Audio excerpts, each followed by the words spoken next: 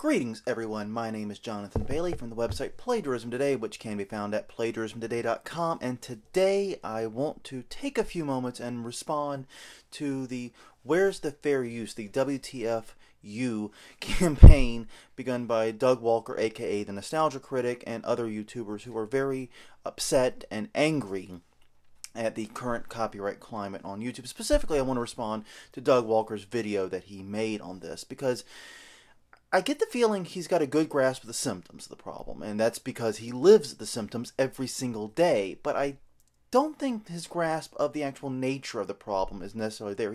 It's the Rocky Horror problem. I can remove the cause but not the symptom type situation here, and I'll explain why in a minute. Now, before I jump into this, I want to say that I have a pretty unique perspective on this. I'm on both sides of the coin, or I have been on both sides of the coin at one point or the other. I work in copyright enforcement. Though YouTube is not my specialty, I have had to do some work with removing content from YouTube. On the other side of the coin, for about a year or so, my girlfriend and I had a channel called Garbage Horror. The channel's still up if you want to go check it out, where we did reviews of horror movies, and much like Walker, much like Angry Joe, much like others who were involved in this, we used clips and media from the movies we reviewed, these terrible, terrible, terrible horror movies, and we faced copyright claims and even one particularly nasty copyright strike that I'll tell you guys about in a little bit. The long and short of it is this. As Doug Walker points out, fair use is struggling on YouTube right now, and that's for a variety of reasons. To understand the core of the problem, you have to understand, as Walker pointed out, that there are two types of copyright claims on YouTube. There are strikes and there are claims. Now, let's focus on strikes just for the millisecond. Strikes come directly from the law. The Digital Millennium Copyright Act, DMCA, requires hosts like YouTube remove content that is alleged to be infringing if they receive a proper DMCA notice. Okay. Now, YouTube does comply with this, and I can say that with a pretty high degree of certainty. Now, the law also requires that they have a policy for dealing with repeat infringers. Now, the law does not really give a lot of details to what that policy is, but YouTube has chosen, for reasons unclear to me, it has chosen a very strict three strikes policy, and that's it. They run with it. The law requires them to have a policy. They drafted a policy.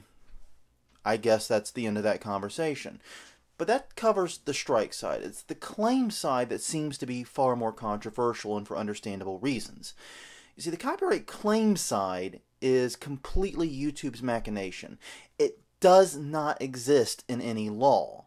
Believe me on this, I checked the laws. The long and short of it is this.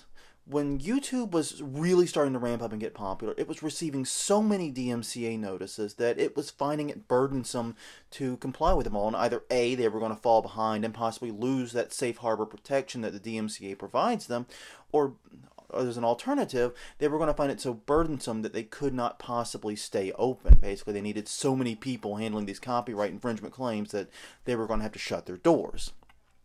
So YouTube invented, or rather partnered with outside people to create Content ID, which is a system for automatically matching content that's uploaded to the system. Now, Content ID doesn't do a hell of a lot of good unless the large rights holders, your Universals, your Sonys, your Warners, etc., agree to put their content into Content ID and have it matched. That's because Universal, Sony, Warner, all those guys, they have their own systems. They have third parties that can match content on YouTube and file takedowns, and YouTube has a responsibility of finding a way to keep up with that mess. So YouTube wanted to internalize it and create a system on their terms and their turf that would allow them to more quickly and efficiently respond and even possibly prevent notices of copyright infringement, and that was Content ID. So when they developed Content ID, they approached copyright holders with three main benefits. Those benefits were, one, faster removal. Since you're uploading the content and we're checking things as they go online, a lot of this allegedly infringing material will not make it on YouTube at all. It won't be posted. It won't go live. You never have to worry about it. You'll never see it. It won't be an issue at all. Second, it's easier for the rights holder. You upload all your stuff to this database. You don't have to go through the rigmarole of searching for content through a third party and filing the takedown. None of that. It's pretty much you set it up, you set your options, and you go. But the third benefit's the one that's been the most interesting, and that is it provides much more granular control of how rights holders can respond to suspected infringements. A DMCA notice is like an off-on switch. You either leave the work up or you take it down. Either or. It's up or down. It's no in between. Content ID allows rights holders to select a wide range of alternatives. They can leave the content up and just track its use. They can leave the content up and monetize it. They can mute the content. They can block it in certain countries but not others, and yada yada yada, the list goes on. A very, very wide range of responses.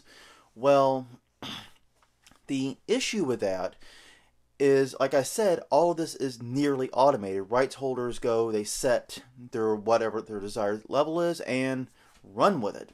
It all runs with very, very little human interference, and that's by design. They don't want to have human interference in this. The whole point of Content ID was to avoid having to throw warm bodies at what could be an automated problem. So there's your system. There's your problem. Now, we've seen this come up a lot lately because YouTube made some changes into its abuse algorithm that were basically punishing people for very minor infractions, and that actually impacted across the board. It wasn't just copyright. It was the spam, it was the community abuse guidelines, it was the auto flagging thing. It was a wide variety of issues. Now, all that being said, Content ID is not a perfect system, obviously, and I'm not particularly thrilled with it either in a lot of ways. Like I said, I ran a channel that did automatic like I said, movie reviews and so forth, and I've got about a quarter of my videos with some type of copyright claim, most of them preventing me from monetizing it, and there's just no way that I can appeal it. Basically, it's like if you don't have commercial use rights, you cannot monetize it, and it's like, whatever. It's like, take the $2 I probably would have made off that. I'm not going to sit here and lose too much sleep over it, but it's still very, very frustrating nonetheless. Now, one of the things Walker talked about in this video was an incident that happened to Cinema Stub, aka Brad Jones, who was just doing a thing where he was sitting there and talking in his car with his friend, and one of those videos got a copyright strike against it. I would say definitively, I've been there. I had a video, my girlfriend and I did a video where we talked about Beekman's World, the old TV science show. We both grew up with it. We weren't Bill Nye people, we were Beekman people. I know the lynch mob is coming for me already. But yeah, we loved Beekman's World. And we just spent 10, 15 minutes, I don't remember how long it was, just reminiscing about the show, and then boom, we got a copyright strike. Someone actually filed a honest-to-God DMCA notice. Now, this was a mistake. It was an obvious mistake. And the truth of the matter is, when you are, like a lot of these companies, filing thousands and thousands of notices at a time, mistakes are going to happen. Yes, I think they should have checked the video. Yes, I think there's a lot more they could have and should have done and did not do, and it makes me very irate to this day. But I recognize it for what it was, a mistake. And it was pretty easy to correct at the end of the day. We were able to file the counter notice. YouTube put the video back up. I still can't monetize it. That's YouTube's decision there. I don't know what that's about. But long and short of it is the video's back online. So yeah, YouTube's policies are borked. And I think Walker showed, or rather gave some examples, some common sense solutions. Like, I agree with the idea of escrowing funds when a monetization claim is made. I agree with a lot of the suggestions. But there's a bigger problem here that Walker and I think others are neglecting. YouTube needs this Content ID system. They need this automated system because it's just too burdensome to do all this by hand. They get an hour of video uploaded every second. Without these tools, they're going to find themselves drowning in copyright notices because piracy is a very serious problem on YouTube. I have independent filmmaker friends who still have dozens of copies of their films on YouTube despite DMCA notices being sent, by the megaton. So yeah, piracy is a problem on YouTube despite what some people may claim. The issue is this. People like Walker, people like Brad Jones, people like Angry Joe, people like Garbage Horror are not ever going to be safe. We are never going to be safe on a site that is automatically scanning and automatically taking action on uploaded content. Just cannot happen. YouTube is never going to be a safe place. And that's really the end of it. I mean, Crystal and I, we had to stop Garbatar initially because we just ran out of time to do it. But every time we've started the conversation about coming back to it, we can't. We just decide there's nowhere for this to go, that if we do get successful, we do get really good at it, we're not going to be able to really monetize it or really be comfortable and feel safe with it. So we just don't do it. We pursue other things.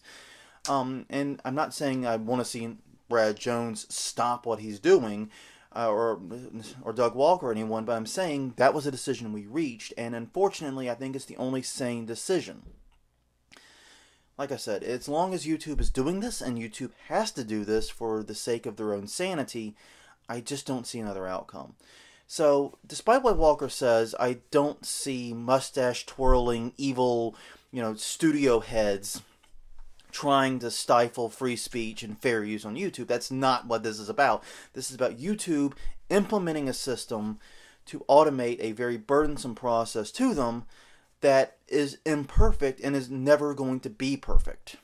It's really that simple. There are no villains here. It's movie studios trying to fight legitimate piracy, and YouTube trying to defend itself against, both A, copyright lawsuits, and B, against a tidal wave of DMCA notices just because of the sheer volume of content hosted on it. There's no villains here. It's just an impossible situation, and frankly, I don't see a way to get out of this. And take advantage of YouTube's audience and YouTube's size.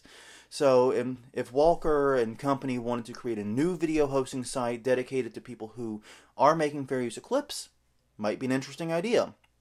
But that would, of course, lose a lot of the benefits being on YouTube provides. So there's no good answer here, unfortunately. I don't have the solution, but I do think I have a better handle on what the problem is, and that's what this whole video is about. So take it for what it is.